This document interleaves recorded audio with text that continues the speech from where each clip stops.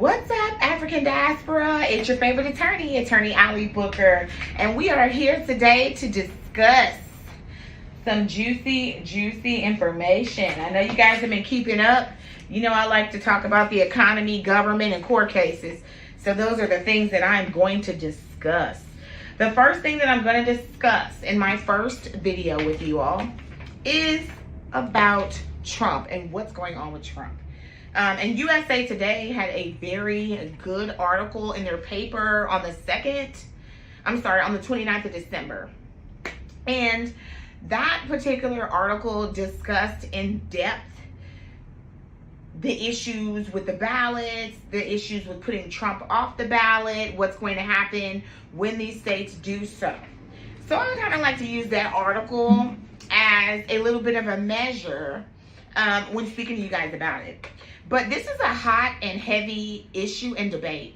And I know a lot of people don't like Trump. I don't particularly care for his personality per se.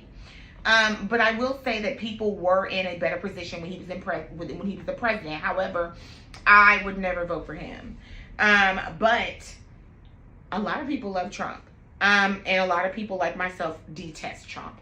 No matter whether we like him or don't like him, I have to say that putting him off the ballot makes us all uneasy. And the reason that putting him off the ballot makes me as an attorney uneasy is because I don't like when people can change the rules as they go. And I don't have the ability to do that. I believe it presents a feeling of bias, unfairness, and I do believe they are writing the rules as they go with Trump. Okay? And I'll get into why in a moment.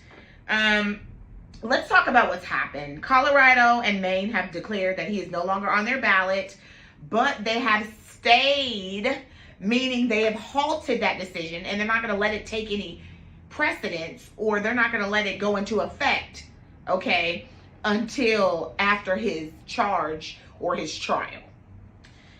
His trial has been concluded.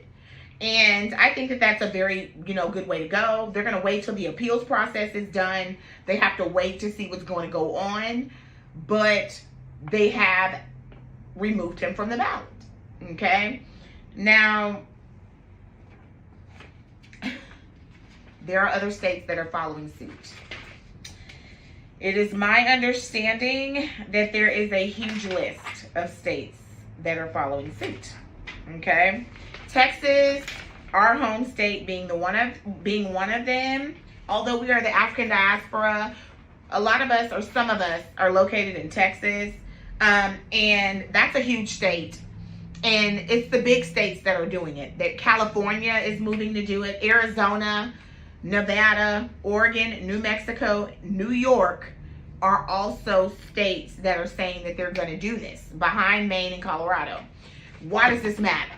This matters because the popular vote is not going to elect the president. The vote for the Electoral College will elect the president. These people and these states, have a lot of electoral votes. So that if he's off the ballot in certain states, there will be no way that he can win the presidency. I believe this is a collateral attack, meaning a sideways shot at the presidency, at destroying his plan for the presidency. And I believe if you don't like somebody, you need to do it in the proper manner.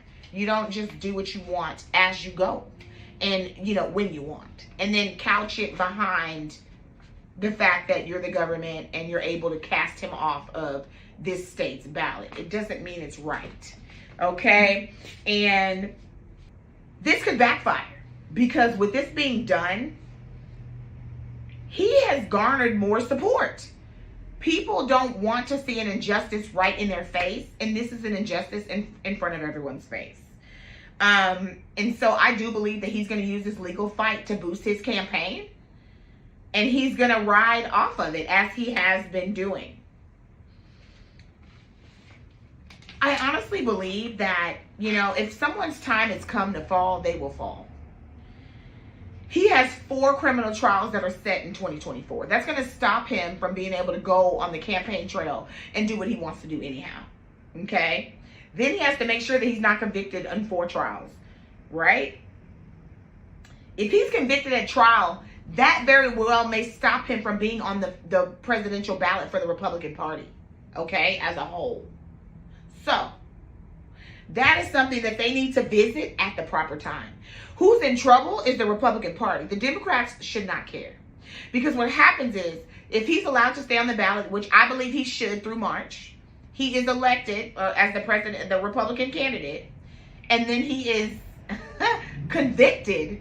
I think at that point, with that type of conviction, that will give Congress what Congress needs to eliminate him off of the ballot, and the Republicans will not have anybody running on their behalf in their stead. It'll be too late to put another candidate up. So this is an issue for the Republican Party. I don't think the Democrats need to be doing what they're doing. He very well may be disqualified by nature of the fact that he's going to get a criminal conviction. I think they're jumping the gun. This is just my thought process, and I'm being honest with you guys. And I told you all, I'm a very conservative Democrat. I tended to vote Republican, been independent a long time. I do align myself with the Democratic Party now. I am hugely within the Democratic Party.